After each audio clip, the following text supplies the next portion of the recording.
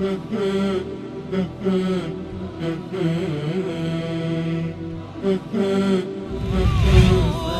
على الحسن العبقى فالورد تضوع واعتنقا حسن يا رب لنا الخلقا طهره فلا يحوي نزقا.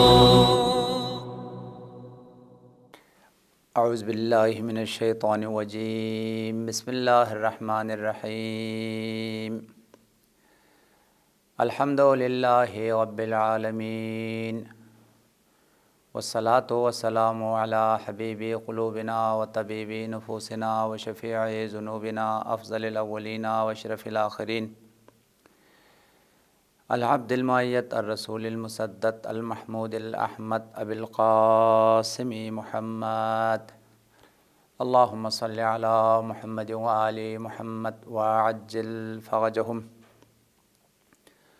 وأهل بيته الطيبين الطاهرين المعصومين المظلومين الغر الميامين الذين أذهب الله عنهم الرجس وطهرهم تطهيرا.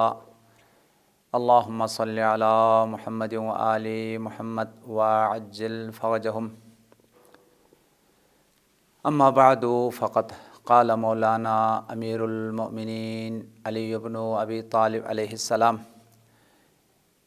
احذر الغضب فإنه جند عظيم من جنود إبليس. وقال الصادق عليه السلام: الغضب مفتاح كل شر.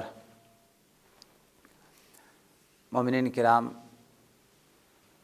آج کا جو درس ہے اس کا عنوان کلام اور موضوع غصے کے بارے میں ہے.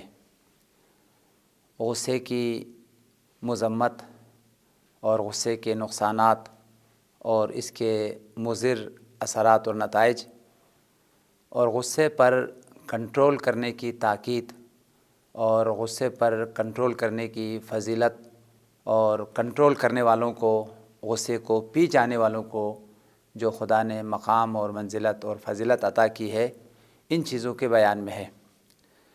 حقیقت میں انسان غصے کی وجہ سے اور اس انسانی جو غضب ہے اور انسانی جو خون ہے، اس کی گرمائش اور اس کی حرارت اور عصبیت اور غصہ حد سے گزر جائے اور یہ اگر کنٹرول سے باہر ہو جائے تو ایک عظیم دشمن ہے. یہ انسان کا اتنا خطرناک دشمن ہے. اس سے وہ شخص جس کو غصہ آیا ہے، جس نے اپنے غصے پر کنٹرول نہیں کیا ہے، جس کے غصہ قابو سے باہر ہو گیا ہے، خود اپنے ذات کو بھی ہلاک کر دیتا ہے، اپنی ذات کو بھی تباہ اور برباد کر دیتا ہے. اور اس کی غصہ اور اس کی غضب کی وجہ سے بہت سارے دوسروں کو بھی جو ہے وہ ہلاک اور تباہ کر دیتا ہے. اسی وجہ سے غصے کو روایات میں آگ سے تشبیہ دی گئی ہے. غصہ جو ہے وہ آگ ہے، اگر یہ کنٹرول میں رہے، قابو میں رہے تو انسان کے لیے مفید ہے، اور آگ کے ذریعے سے انسان بہت سارے فوائد اور بہت سارے جو ہے وہ منافع جو ہے وہ حاصل کرتے ہیں، اور اس کے ذریعے سے انسان کو بہت ساری جو ہے مفید اور اچھے جو ہے وہ نتائج حاصل ہوتے ہیں. خاص طور پر گرمیوں میں آگ کے ذریعے سے انسان اس کی حرارت سے استفادہ کرتا ہے اور گرمیوں کی حرارت جو ہے سخت مشکلات سے، پریشانی سے جو نجات پا لیتا ہے. لیکن اگر غصہ یا آگ جو ہے وہ حد سے بڑھ جائے، کنٹرول سے باہر ہو جائے، قابو سے باہر ہو جائے، جیسے جنگلوں میں جو ہے وہ آگ لگ جاتی ہے تو کنٹرول سے باہر ہے، قابو سے باہر ہے، تو وہ اس جنگل کو تباہ اور برباد کر دیتی ہے. جنگل کے اطراف میں جو مکانات ہیں اس کو بھی جلا دیتے ہیں. یا کسی گھر پہ جو ہے وہ آگ قابو سے باہر ہو جائے، گھر پہ آگ لگ جائے تو اس کی جو پوری جائیداد ہے اور پوری جو اس کی ملکیت ہے، ثروت ہے، سلطنت ہے، سب کے سب جو ہے وہ ختم کر دیتی ہے یہ آگ. اسی طریقے سے غصہ بھی انسان کے وجود میں، باطن میں ایک آگ ہے. اس کو اگر کنٹرول کیا جائے، اس کو قابو رکھا جائے، جہاں غصہ کرنا چاہیے اس سے اگر استفادہ کیا جائے، دشمن کی نابودی کے لیے اگر غصہ کیا جائے، دین کی دفاع کے لیے اگر غصہ کیا جائے، اپنی ناموس کی حفاظت کے لیے اگر غصہ کیا جائے تو یہ غصہ مفید ہے اور یہ غصہ انسان ساز ہے، اور دین کے لیے اور ناموس کی حفاظت کے لیے اور اپنی دفاع کے لیے، دین کی دفاع کے لیے، دشمنوں کے خلاف جو ہے استفادے کے لیے بہت مفید چیز ہے۔ لیکن اگر خدا ناخواستہ یہ غصہ جو ہے وہ قابو میں نہ ہے، کنٹرول میں نہ رہے، اپنے مورد جہاں غصہ استعمال ہونا چاہیے اس مورد پہ استعمال نہ ہو، ہر جگہ پر غصہ جو ہے وہ استعمال ہونے لگے، تو اس صورت میں جو ہے یہ غصہ والا جو انسان ہے خود اپنے آپ کو بھی تباہ کر لیتا ہے، برباد کر لیتا ہے، اور جس شخص پر غصہ کیا گیا ہے وہ شخص بھی جو ہے غصے کی وجہ سے تباہ اور برباد ہوتا ہے۔ ابھی آپ کے خدمت میں غصے کی مذمت اور غصے کے برے نتائج اور اس کے انجام اور عواقب کو روایات کی روشنی میں بیان کرنے سے پہلے خود بندہ حقیر نے اپنے نگاہوں سے ایک مرتبہ مجھے بار بار وہ منظر اور وہ واقعات آتا ہے کہ ہم جمکران جا رہے تھے زیارت کے حوالے سے، اور جمکران کی جو رات معروف ہے وہاں اعمال اور عبادت کے لیے، شب چہارشنبہ جو ہے بدھ کی جو رات ہے وہ شب جمکران ہے، بہت ہزاروں کی تعداد میں مومنین وہاں اعمال و عبادت کے لیے جاتے ہیں۔ تو ہم بھی وہاں ایک مرتبہ توفیق ہوئی، تو جب جا رہے تھے تو راستے میں دو آدمی جو ہے لڑائی کر رہے تھے، اتنے میں ایک آدمی جو ہے وہ اپنی دکان میں جو ہے نا وہ چلے گئے۔ ہم نے سمجھا اچھا ہوا کہ لڑائی ختم ہو گئی، اب جو ہے نا وہ کوئی نقصان نہیں ہے، لیکن وہ اندر جانے کے بعد ایک خنجر لے کے آیا۔ یعنی ایک لحظے کا جو غضب ہے، ایک لحظے کا جو غصہ ہے، ایک انسان کی زندگی کو جو ہے نا وہ لے لیا، اس کی زندگی جو ہے نا وہ تباہ ہو گئی۔ لہٰذا اسی طریقے سے ہے دنیا کے اندر، اسی غصے کی وجہ سے کتنی تباہیاں ہیں۔ دشمنی میں جب انسان اترتا ہے، دشمنی میں جب آتا ہے تو کتنے لوگوں کی زندگیاں جو ہے نا وہ تباہ ہو جاتی ہے۔ یہاں تک اسی غصے کی وجہ سے گھروں کو آگ لگا دیتے ہیں، فیکٹریوں کو آگ لگا دیتے ہیں۔ آج کل تو ترقی یافتہ دور ہے اور ٹیکنالوجی کا جو ہے نا وہ دور ہے، اگر آدمی غصے میں آ گیا ہے، ایک بٹن جو ہے وہ ایٹمی بم کا دبا دے تو پوری شہر کے شہر، پوری ملک کو جو ہے نا وہ تباہ کر دیتے ہیں۔ لہٰذا غصہ واقعاً اس کو اگر کنٹرول نہ کیا جائے، اگر اس پر قابو نہ پایا جائے تو اس صورت میں یہ انتہائی خطرناک جو ہے نا وہ دشمن ہے، وہ انسان اپنے آپ کو بھی اور دوسروں کو بھی تباہ کر دیتے ہیں۔ اس وجہ سے ہمیں روایات میں آل محمد کے ارشادات میں حکم دیا گیا ہے کہ غصے پر قابو کرو، غصے کو کنٹرول میں رکھو، غصے کو جہاں استعمال کرنا چاہیے ایسے موقع پہ استعمال کرو، ورنہ پھر آگ کی طرح ہے، اگر اس کو جو ہے نا بے قابو کر دیا جائے تو جہاں جہاں جو ہے نا وہ آگ بے قابو ہو اور وہ ان مورد کو جلا دیں گے اور تباہی اور بربادی جو ہے وہ پھیلا دے گی۔ اسی سلسلے میں جو ہے غصے کی تباہی اور غصے کی بربادی اور غصے کے برے عواقب اور انجام کو بیان کرتے ہوئے حضرت صادق آل محمد کا فرمان ہے، الغضب مفتاح کل شر، غصہ جو ہے ہر برائی کی چابی ہے۔ غصے کی وجہ سے انسان بہت سارے برے کام کر سکتے ہیں۔ الغضب مفتاح کل شر، بہت بہترین کلام ہے مولا امام صادق کا کہ غصہ جو ہے وہ ایک برائی، دو برائی، تین برائیوں کی چابی نہیں ہے، بلکہ بہت ساری برائیوں کی جو بنیاد ہے اور چابی ہے وہ غصہ ہے۔ اور غصے کی وجہ سے جو ہے نا انسان بہت سارے گناہ جو ہے نا وہ کر بیٹھتے ہیں، غصے کی وجہ سے ظلم کرتے ہیں، غصے کی وجہ سے قتل کرتے ہیں، غصے کی وجہ سے آگ لگاتے ہیں، غصے کی وجہ سے الزام لگاتے ہیں، غصے کی وجہ سے بہت ساری جو ہے نا وہ غلط حرکتیں جو ہے نا انسان کر لیتے ہیں۔ یعنی بہت ساری جو تباہیاں ہیں، بربادیاں ہیں، نقصانات ہیں، ان تمام نقصانات کی جو اساس ہے، بنیاد ہے، جو سبب ہے، وہ غصے کا بے قابو ہونا ہے، غصے کا بے لگام جو ہے نا وہ ہو جانا ہے۔ اس وجہ سے صادق آل محمد نے فرمایا الغضب مفتاح کل شر، کہ غصہ جو ہے وہ تمام برائیوں کی بنیاد ہے، تمام برائیوں کی چابی ہے۔ ساری برائیاں جہاں سے شروع ہو رہی ہے وہ غصہ ہے۔ غصے کی وجہ سے بہت سارے جرم، ظلم، ستم اور بہت ساری برائیاں انسان کر لیتا ہے۔ اسی وجہ سے نہج البلاغہ میں مولا کائنات مولا امیر المومنین کا فرمان ہے، غصے کی اجتناب کی حکم کرتے ہوئے، غصے کو کنٹرول اور قابو میں رکھنے کی تاکید کرتے ہوئے فرمایا احذر الغضب، غصے سے بچنا، غصے کو کنٹرول کرنا، غصے کو قابو میں رکھنا، اس لیے فَإِنَّهُ جُنْدٌ عَظِيمٌ مِّن جُنُودِ إِبْلِيسَ، غصہ بہت بڑا لشکر ہے، شیطانی لشکر ہے، عظیم لشکر ہے۔ اسی لشکر کے ذریعے سے شیطان جو ہے بہت سارے انسانوں کو تباہ کر دیتا ہے، بہت سارے انسانوں کے عقیدے کو، ایمان کو، دین کو، سب کو تباہ اور برباد کر دیتا ہے۔ جندن عظیم، غصہ ایک چیز کا نام نہیں ہے، غصہ بہت بڑا لشکر کا نام ہے، بہت بڑا جو ہے نا وہ دشمن کا جو ہے نا وہ نام ہے۔ مولانا نے فرمایا اور یہ دشمن بھی، یہ لشکر بھی لشکر ابلیس ہے، یعنی شیطان انسان کو نقصان میں ڈالنے کے لیے، انسان کو ضرر میں ڈالنے کے لیے جس چیز سے وہ استفادہ کرتا ہے، جس چیز کو وہ استعمال کر لیتا ہے، وہ غصہ ہے۔ غصے میں انسان کو پہلے ڈال دیتا ہے، اور جب غصہ آ گیا، غصہ قابو کنٹرول سے باہر ہو گیا، تو ہر قسم کا جو ہے وہ برائی اور ہر قسم کا ظلم کرنے کے لیے وہ تیار ہے۔ اس لیے مولانا نے فرمایا خبردار خبردار اپنے آپ کو غصے سے بچانا اور غصے پر جو ہے قابو اور کنٹرول رکھنا، اس لیے کہ یہ بہت بڑا لشکر ہے شیطانی لشکروں میں سے۔ شیطان اس غصے کے ذریعے سے تمہیں دین سے نکال لیتا ہے، تم کو ظلم کی طرف وادار کر لیتا ہے، اور تمہیں غصے کی وجہ سے بہت سارے ناجائز کاموں کو جو ہے نا انجام دینے پر تم کو مجبور کر دیتا ہے۔ اس وجہ سے مولانا نے فرمایا احذر الغضب فإنہ جند عظیم، یہ بہت بڑا لشکر ہے، من جنود ابلیس، ابلیس کے لشکر میں سے، جس سے انسان شیطان استفادہ کرتا ہے، اور اسی ذریعے سے وہ انسان کی تباہی اور دین کی تباہی کے لیے وہ فائدہ اٹھاتا ہے، وہ غصہ ہے۔ اس وجہ سے تم غصے پہ جو ہے وہ کنٹرول رکھو۔ ایک اور روایت ہے، اس روایت کو بہار الانوار میں علامہ مجلسی نے باب الغضب میں نقل کیا ہے، اور اسی طریقے سے ینابیع الحکمہ جلد نمبر 4 میں باب الغضب میں یہ روایت موجود ہے۔ سرور کائنات ختمی مرتبہ نے فرمایا انسان کو پروردگار عالم نے 4 عظیم قیمتی جوہر عطا کیے ہیں، اور ان 4 عظیم قیمتی جو جوہر ہے، عظیم جو سرمایہ ہے، عظیم جو نعمت ہے، ان کے 4 دشمن ہے۔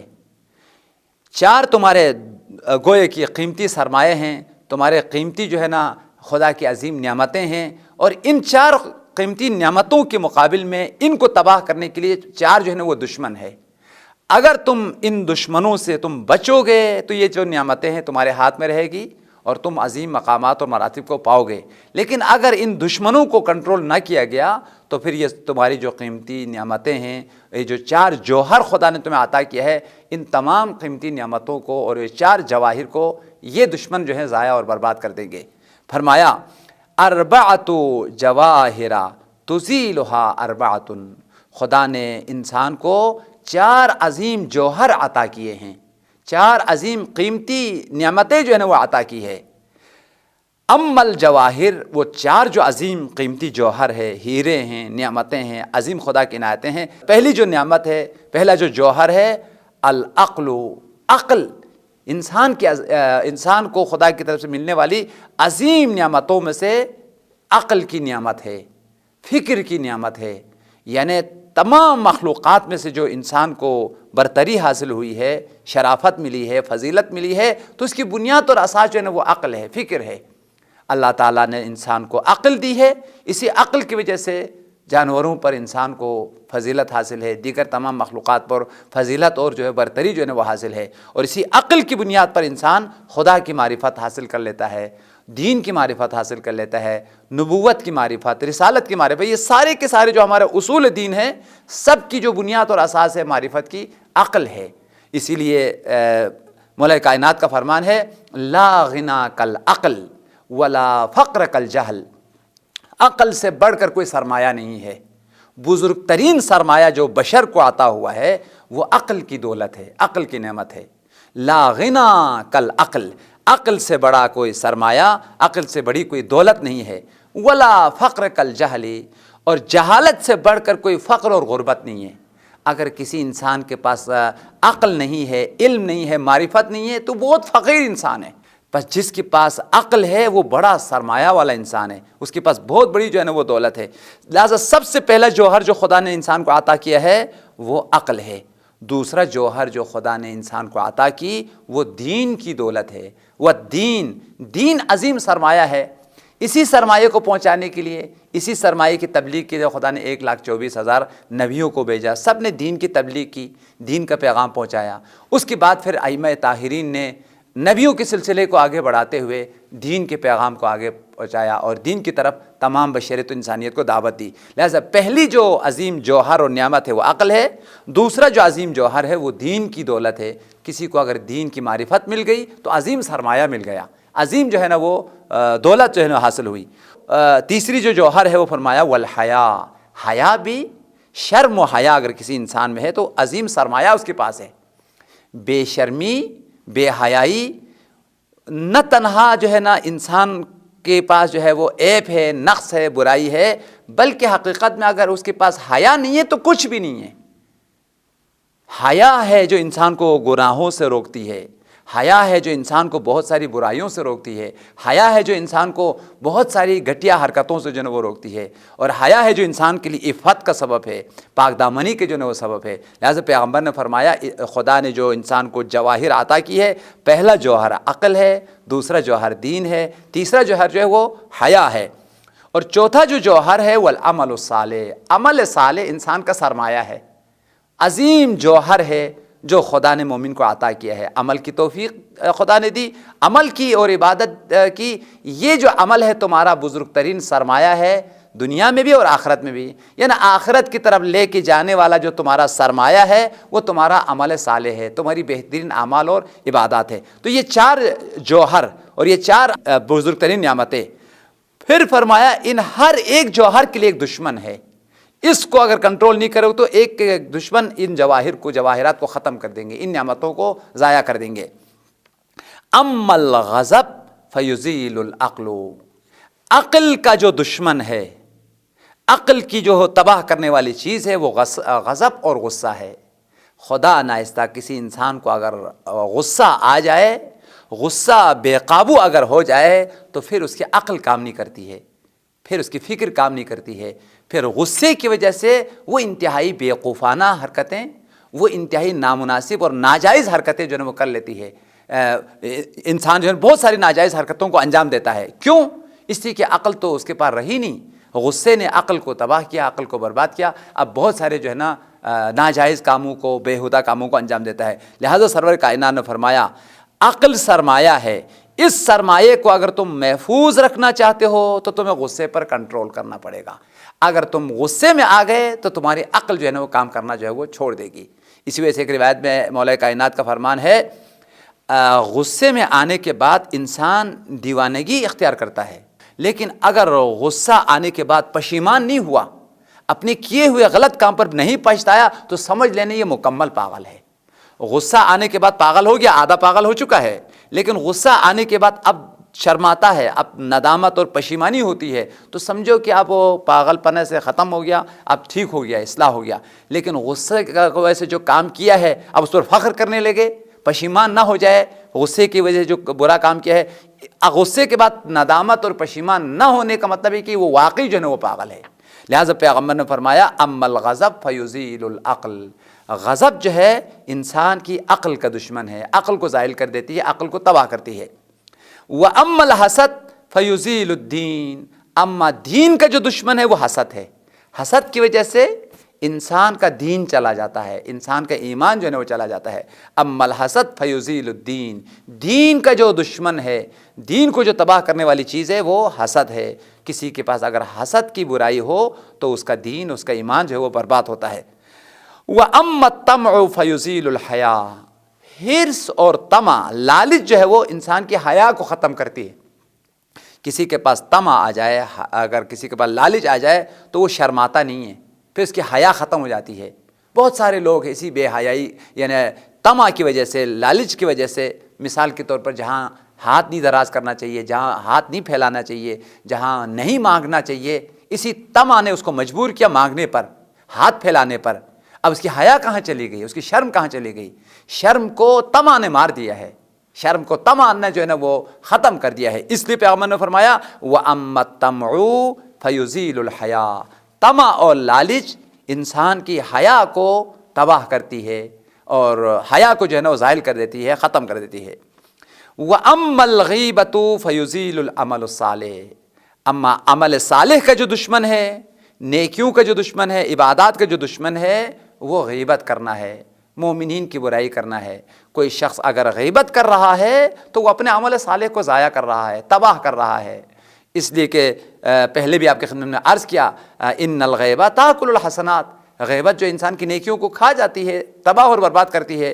اسی لیے پیغمبر نے فرمایا اما الغیبۃ فیزیل العمل الصالح، غضب جو ہے، غیبت جو ہے وہ انسان کے عمل صالح کو تباہ کرتی ہے، اس کو زائل کر دیتی ہے، ختم کر دیتی ہے۔ لہٰذا یہ چار سرمایہ ہیں، عقل سرمایہ ہے، دین سرمایہ ہے، حیا اور شرم سرمایہ ہے، اور اسی طرح سے عمل صالح سرمایہ ہے۔ یہ سرمایہ تیرے پاس محفوظ رہیں گے، ان سرمایوں سے تم استفادہ کر سکیں گے، شرط یہ کہ اس کی دشمن کو موقع نہ دے۔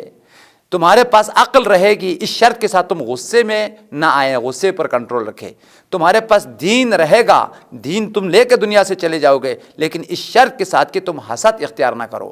اسی طریقے سے تمہارے پاس حیا بھی رہے گی، اس شرط کے ساتھ کہ تم طمع اور لالچ میں نہ آ جائے، ورنہ طمع اور لالچ تمہاری حیا کو ختم کر دے گی۔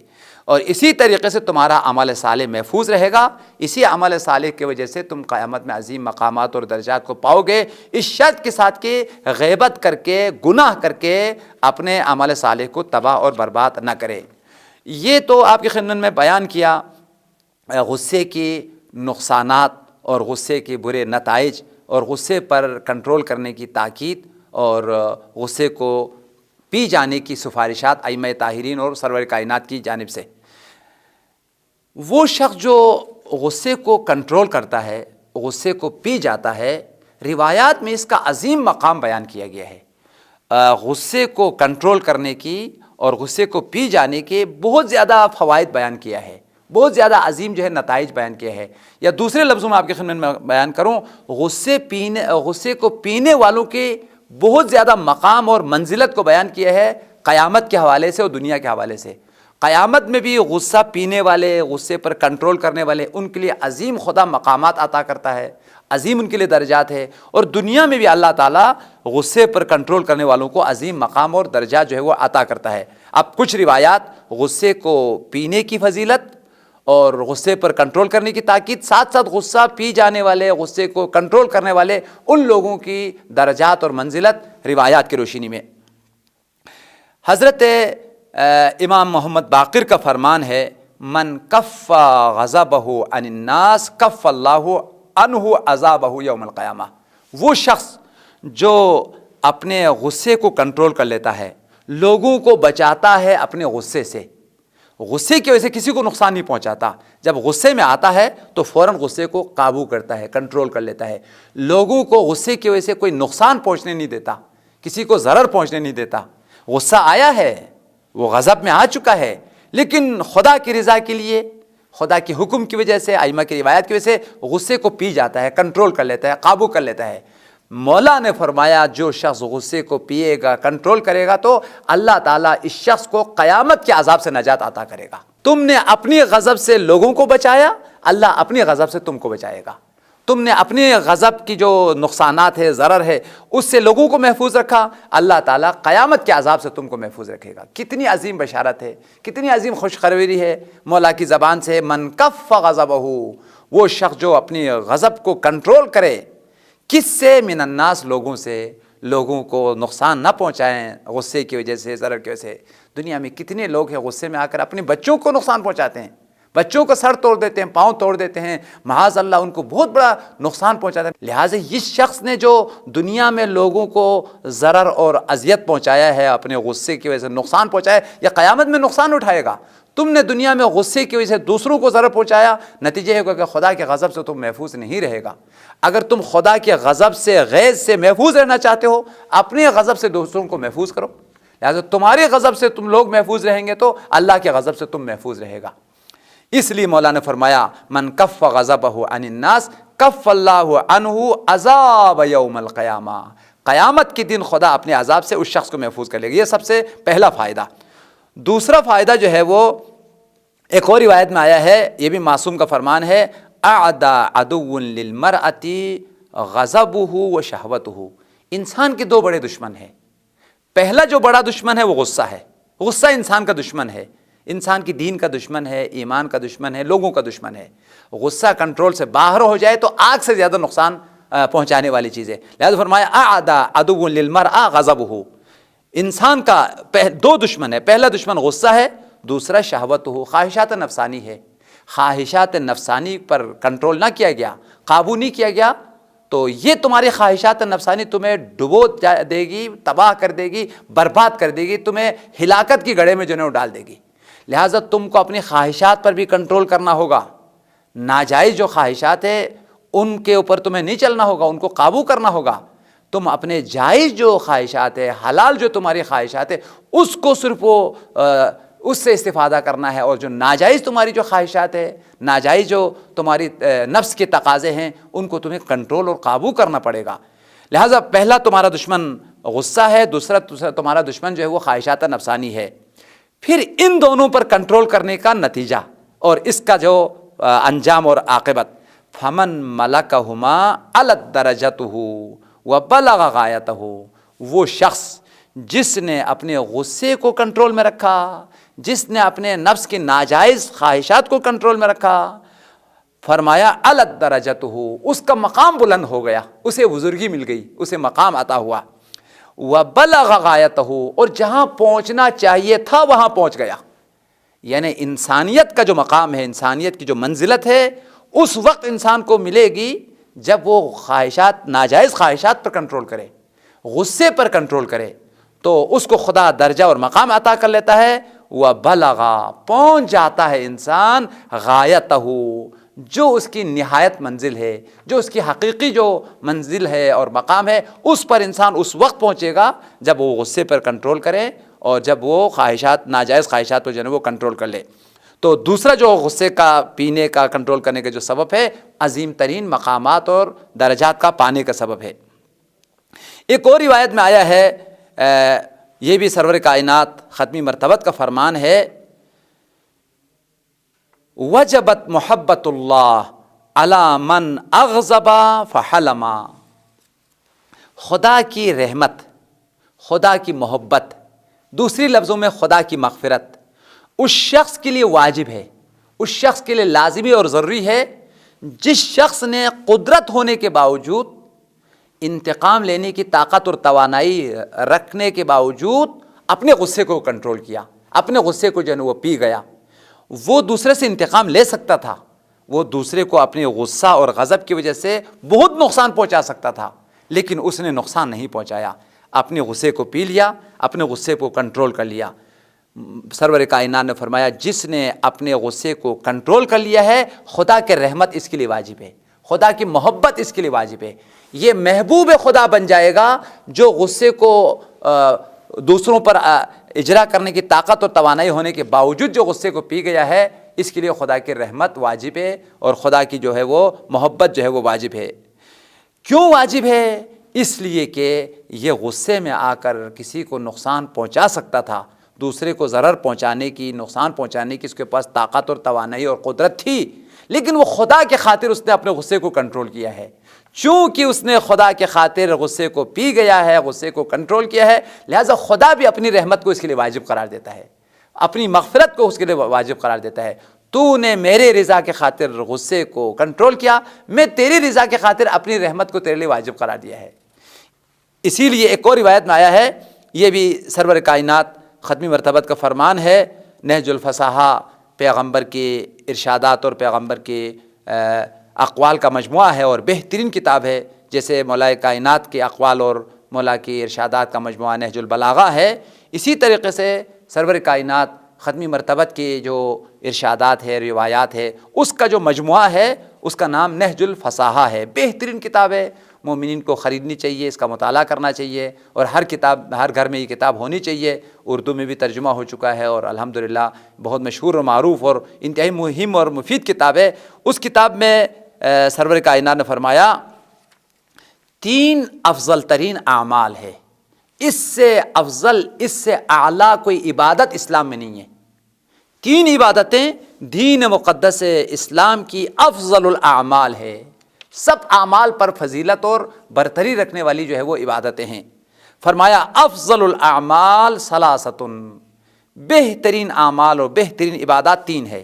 اب یہ چونکہ درس کا اختتام ہے، میری خواہش ہے اس روایت پر آپ توجہ فرمائیں اور اس روایت پر عمل کرنے کی کوشش کریں۔ اگر آپ نے اس روایت پر عمل کیا تو پیغمبر نے آپ کو بشارت دی ہے، آپ نے بہترین عبادت کو بجا لایا ہے۔ اب آئیے ان 3 بہترین عبادتوں کو سمجھے اور اس کو انجام دینے کی کوشش کریں۔ فرمایا افضل الاعمال ثلاثہ، بہترین اعمال 3 ہے۔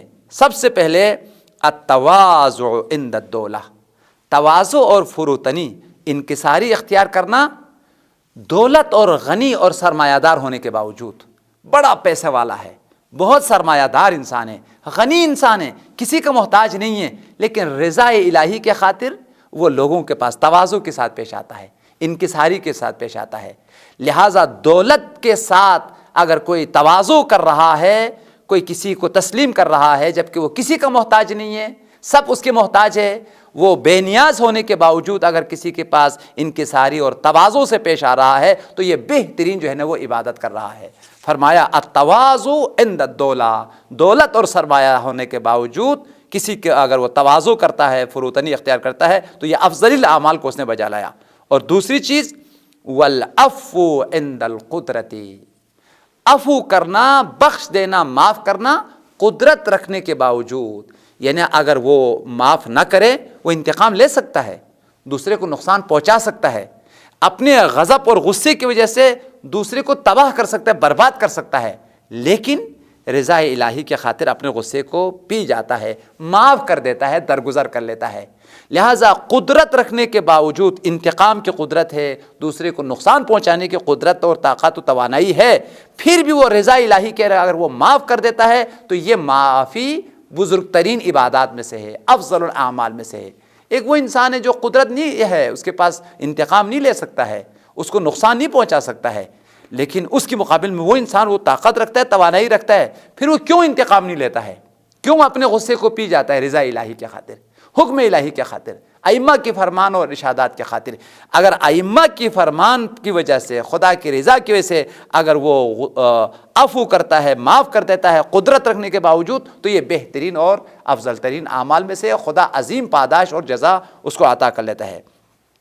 اور تیسری عبادت جو افضل الاعمال میں سے ہے، والعطیۃ بغیر المنہ، عطا کرنا، بخش دینا احسان کے بغیر۔ بہترین عبادت انفاق کرنا ہے، احسان کرنا ہے، عطا کرنا ہے، بخشش کرنا ہے، لیکن اس عطا کے بعد منت نہ چڑھائیں، احسان نہ جتلائیں۔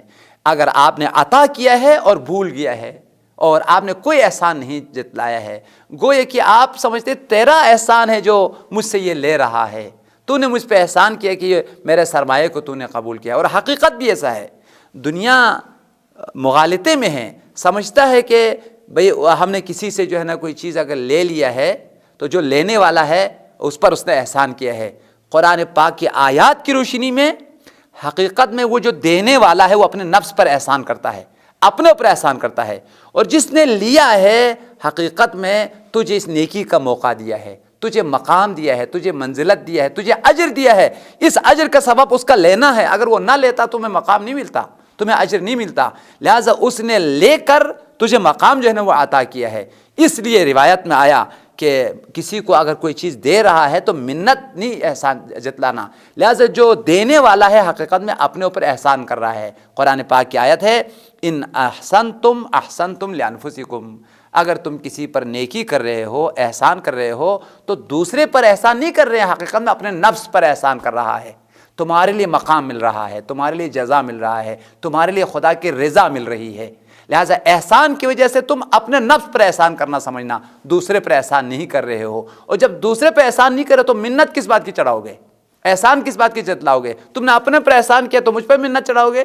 لہٰذا قرآن کی فکر کے نتیجے میں، قرآن کے نظریے کے مطابق میں جو حقیقت میں احسان کرنے والے ہیں وہ اپنے نفس پر احسان کر لیتے ہیں۔ لہٰذا پیغمبر کی اس ارشاد کا خلاصہ یہ ہوا کہ تین اہم ترین عبادتیں ہیں، التواضع عند الدولہ، سرمایہ ہونے کے باوجود تواضع انکساری اختیار کرنا، والعفو عند القدرہ، اور عفو اور بخشش کرنا، معاف کر دینا انتقام کی قدرت ہونے کے باوجود، والعطیۃ بغیر المنہ، عطا کرنا، احسان کرنا، منت اور کسی پر منت چڑھائے بغیر۔ اسی وجہ سے قرآن پاک سورہ مبارکہ بقرہ کی آیت ہے، تم اپنی نیکیوں کو، اپنی عطا کو، اپنی بخشش کو ضائع نہ کرو، تباہ نہ کرو منت چڑھا کے، احسان جتلا کے۔ لا تبطلوا صدقاتکم بالمن والاذی، اے مومنو احسان ضرور کرنا، نیکی ضرور کرنا، غریبوں کی خدمت ضرور کرنا، لیکن خدمت کرنے کے بعد احسان نہیں جتلانا، اور یہ احساس نہیں رکھنا کہ میں نے فلاں کے لیے وہ بڑا کام کیا ہے، یہ کام کیا ہے، یہ کام کیا ہے، اور کسی موقع پر کہہ بھی دے کہ میں نے تمہارے لیے یہ کام کیا تھا، یہ اگر تم نے کیا تو تیری ساری نیکیاں برباد ہو گئی، ساری نیکیاں تباہ ہو گئی، سب کے سب جو ہے نا وہ باطل ہو گئی۔ لا تبطلوا صدقاتکم، اپنی نیکیوں کو ضائع نہ کرو، بالمن، احسان جتلا کے، والعزا، یا کسی کو تکلیف اور مشقت میں ڈال کے۔ خدا یا پروردگار، غصہ انسانیت کا دشمن ہے، ہر انسان کی تباہی اور اس کی عقل و ایمان اور عبادات کی تباہی کا سبب ہے۔ خدایا ہمیں اس کو کنٹرول میں رکھنے کی، قابو کرنے کی، جہاں غصہ کرنا چاہیے وہاں غصہ کرنے کی توفیق عطا فرما، اور غصے کو کنٹرول رکھ کے یہ جو عظیم درجات اور یہ مقامات جو روایات میں بیان کی گئی ہے، ان مقامات اور درجات کو حاصل کرنے کی توفیق عنایت فرما۔ خدا یا پروردگار، ہر قسم کی برائی، تمام اخلاقی رذائل اور تمام اخلاقی خامیوں سے ہمیں نجات پانے کی اور ایک انسان کامل بننے کی توفیق عنایت فرما۔ خدایا وہ ہستی جو تمام شریعتوں کا وارث ہے، نبوتوں کا وارث ہے، علم اور تمام انسانی کمالات کا وارث ہے، حضرت بقیت اللہ الاعظم منجی و شریعت امام زمانہ کے ظہور میں تعجیل فرما، اور ہمیں ان کے اعوان اور انصاروں میں شامل فرما۔ ربنا تقبل منا بجاہ محمد وآلہ الطیبین الطاہرین، اللہم صلی علی محمد وآل محمد وعجل فرجہ۔